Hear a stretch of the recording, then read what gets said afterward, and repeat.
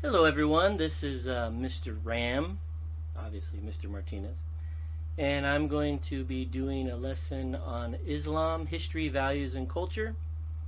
For those of you who have Avid and are learning that methodology of learning, EQ, what was the history of Islam and what was its effect on the world at that time? Okay, so this is what we're going to be discussing. The history, values, and culture of Islam. Let's begin.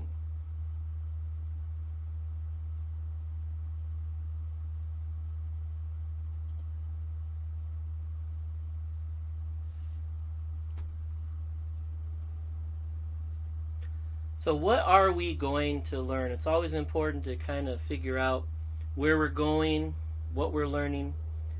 So here's a short little outline of what we're going to learn. The history of Islam, where it came from. Islam as a monotheistic religion, the Quran, God or Allah, pillars and values, social code and reforms, relation with other faiths, the Sunni and Shia groups, and a conclusion. So, go ahead and look that over really quick, and we will begin.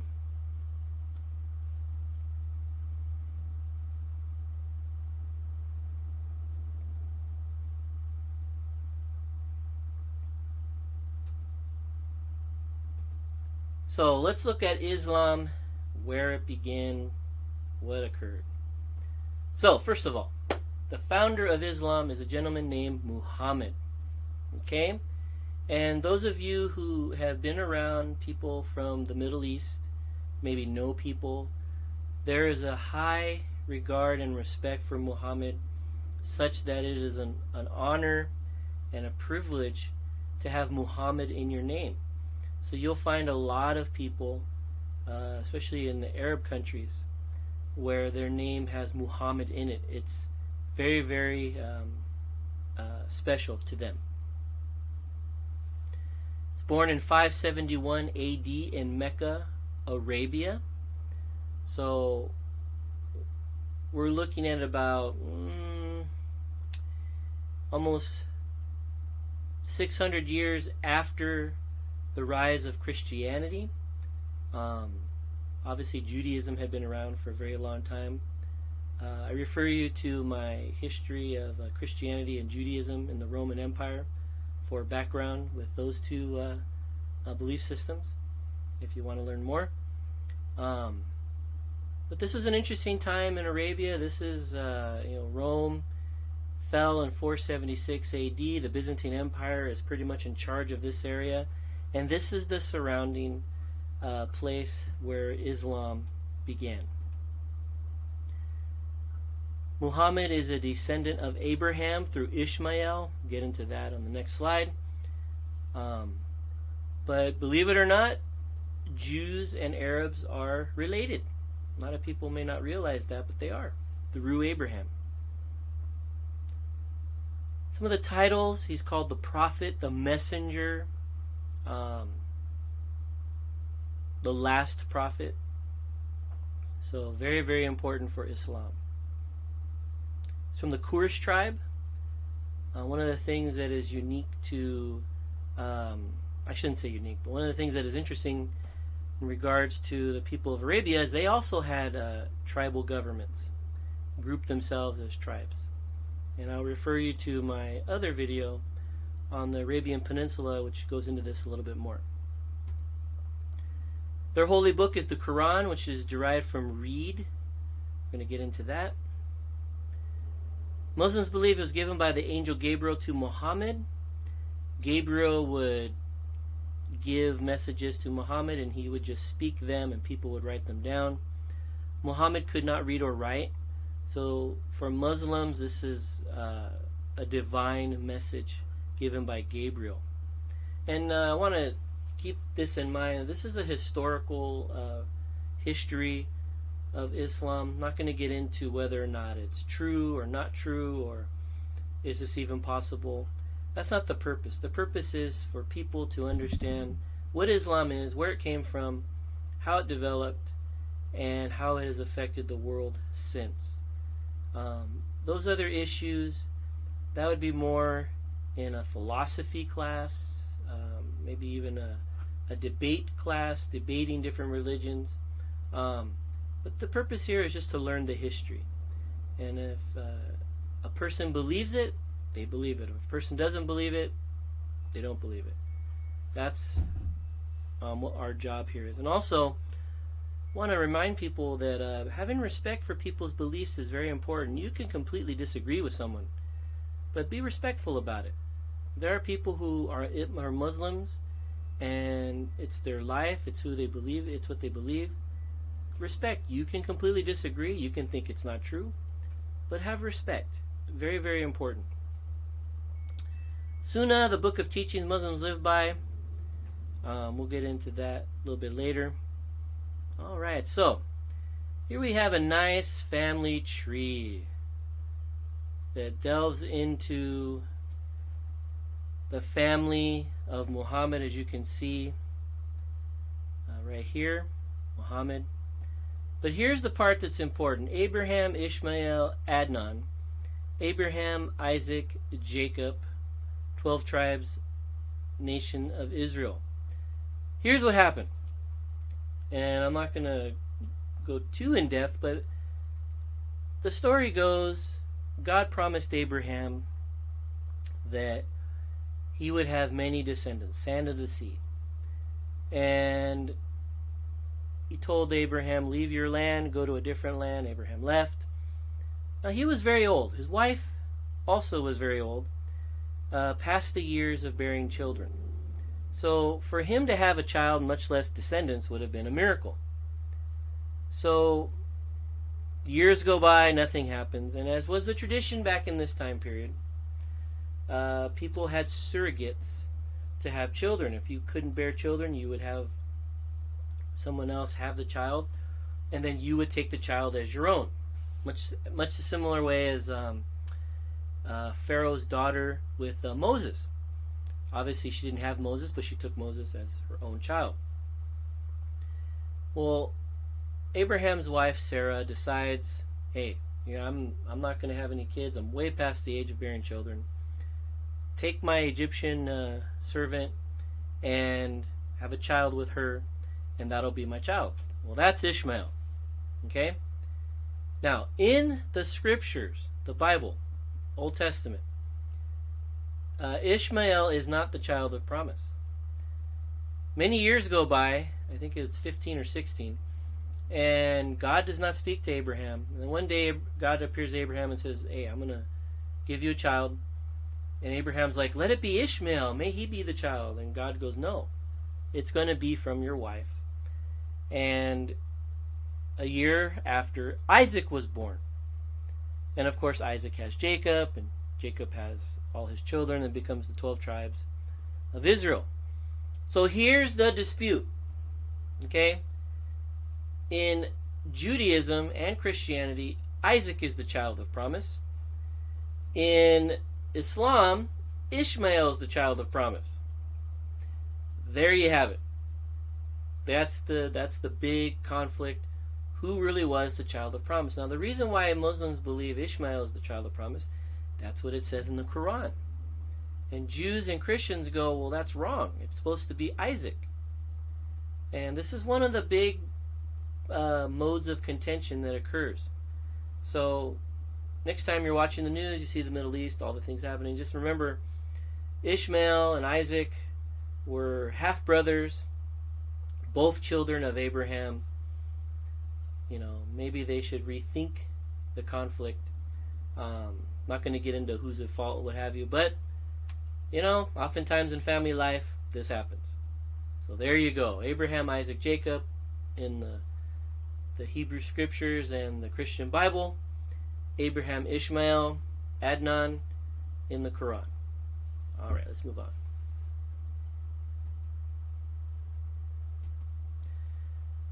So, the framework for Muslims' life is the 5 pillars of Islam. This is what they live by.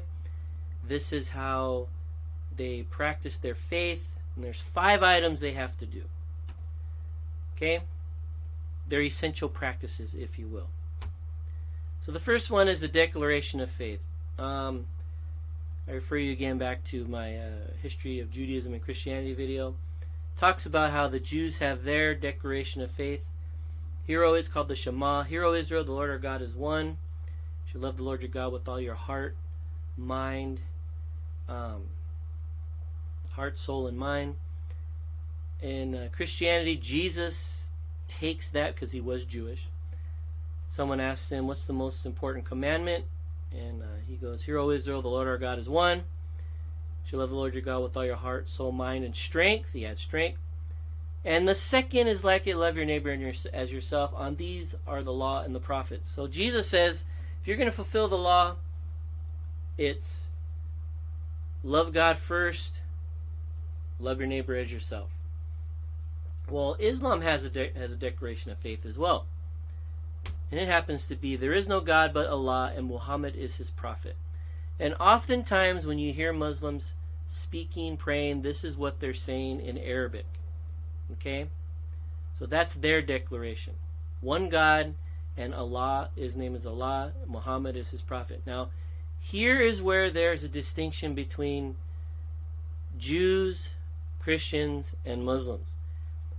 Muslims believe Allah is the same God. Jews and Christians don't believe that. And there's many reasons why. But the fundamental reason is that there's the nature and character of God described in the Bible is different than the character and nature of Allah described in the Quran.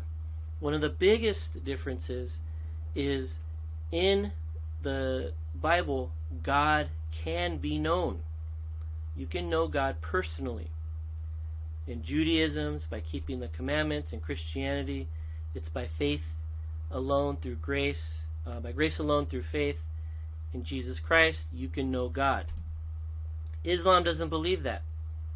Islam believes, and the Quran teaches, that Allah cannot be known personally. So, if they're the same God, why the difference? And that's just one.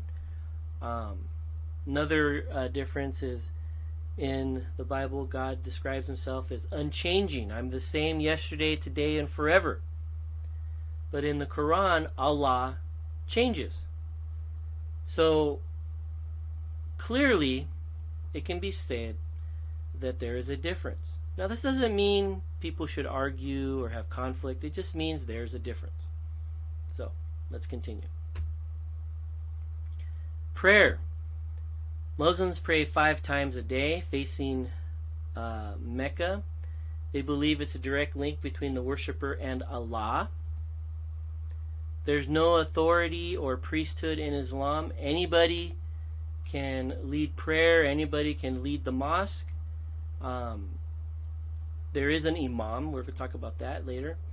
But it's not like in Christianity or Judaism where you actually have someone that represents the belief and people listen and pay attention to what the person says and teaches.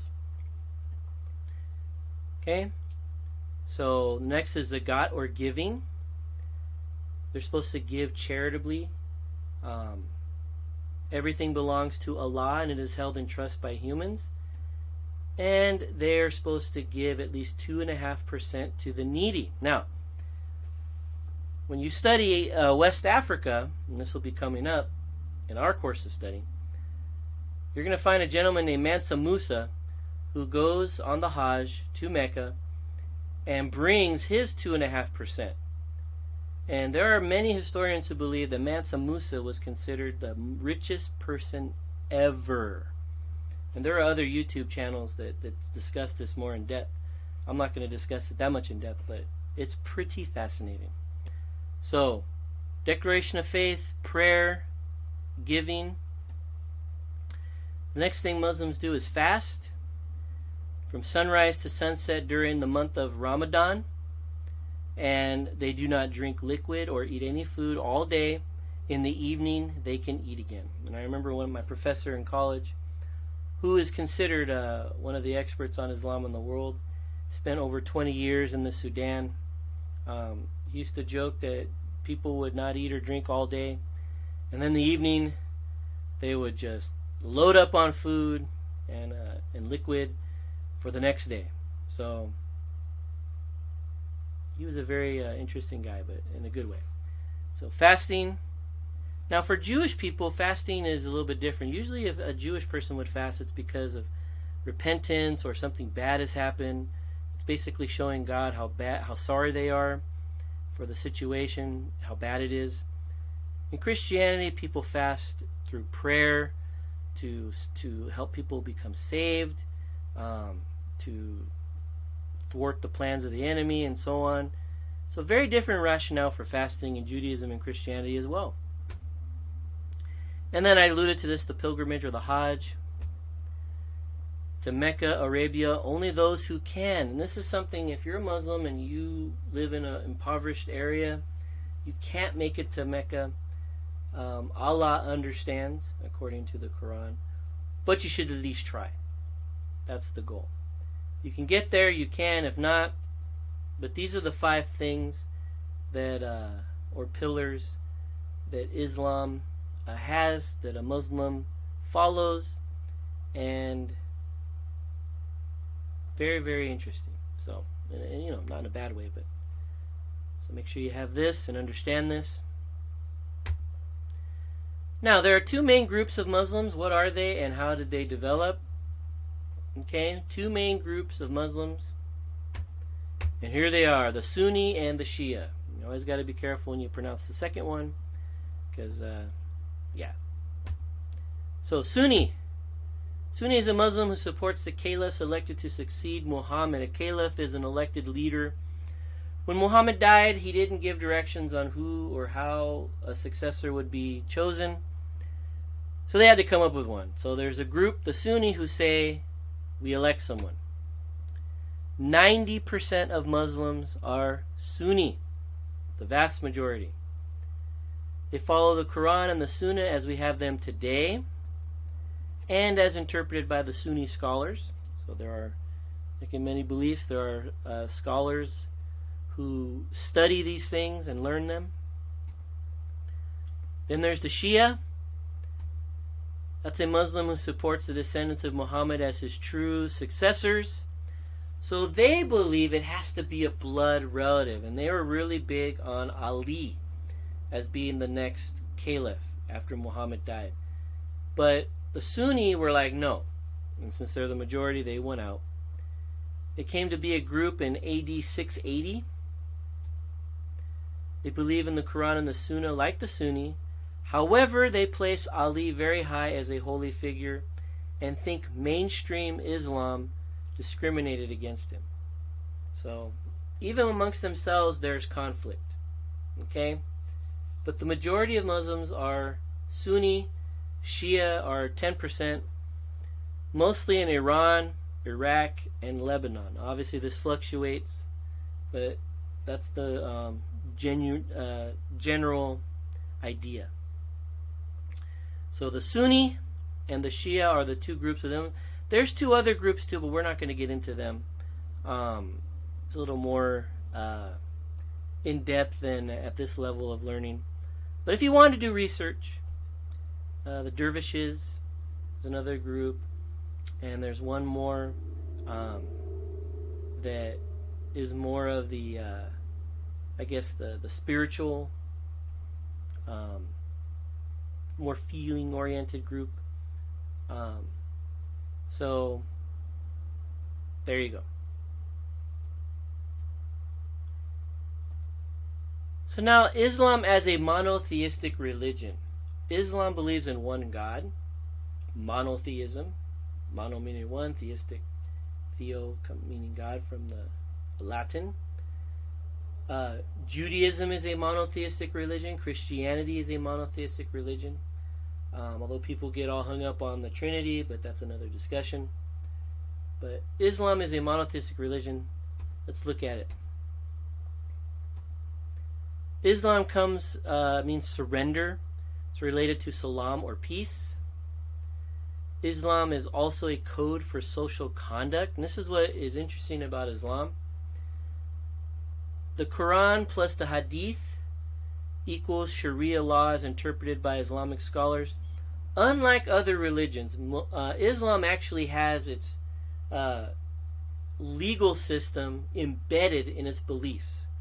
So if you live in a Muslim country, their laws come from the Quran, the Hadith, and Sunnah, authentic statements of Muhammad, and that's what they live by. And the only time there's a conflict is if people who are Muslim live in other countries which have different laws, then the Sharia law and the laws of the land sometimes conflict. But for Muslims, there is no problem. It's all embedded. They believe Muhammad is the last prophet. I believe it's Surah 33:40. Gabriel, highest ranking angel, mentioned many times. The Quran itself is the holy book, inspired scripture, Allah's word, inspired to his messenger Muhammad by the angel Gabriel. Confirms most narratives and prophets of the Jewish and Christian faiths. And this is what's interesting. A lot of scholars believe that a lot of what's in the Quran actually came from the fact that Muhammad heard a lot of stories from Jews and Christians trading in the area. And some scholars think that that's why some of the stories are a little off. And I don't mean off as an incorrect off, but like it doesn't quite fit what the Bible says. And it could be that they just got it wrong. But remember, that's when you look at it from a historical perspective. If you look at it from a strictly a Muslim perspective, there is no conflict, there is no problem. The Quran is the final word from Allah, and that's all that matters. But scholars is one thing, religion is another, and there's a lot of conflict at times. Same thing in Judaism, same thing in Christianity. Special place for Mary, the only female. There's a chapter of Mary in the Quran. Arabic is the language of the Quran. In fact, Muslims believe that Arabic is the divine language. And when a person converts to Islam, you don't just convert. Your whole life changes in the sense of your culture. Everything is embedded in Islam. And the language must be learned because that's the only true language of the Quran. They don't accept translations. Even if they translate it, it's not as pure as the Arabic. So, Islam today, 1.3 billion worldwide on 3 continents. 0.3 billion are Arabs. So it started in Arabia, but the majority are not Arabs. Most Muslims live in Indonesia, India, Pakistan, Bangladesh, China, and Egypt. There are about 20 million Christian Arabs in the Middle East, mostly in Egypt, Syria, Lebanon, and in Palestine or Israel. Iraq, 7 million Muslims in the U.S., 3 to 4 million are Arabs. Half of the Arab Americans are Christians. So, very interesting.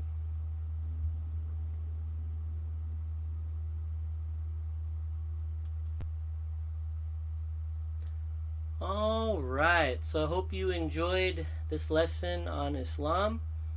Obviously, be sure to check back for any other lessons. And of course, for all of those of you who are not my students, you've gone to YouTube in an effort to learn, you're searching up things. If you enjoy my lessons, like I said, I'm a school teacher, and this is what I show my students and teach them. Like, subscribe, share. Obviously, knowledge is a good thing, and I want everyone to learn as much as they can. And if you can learn from how I teach, that is great. Take care, and from Mr. Ram, signing off.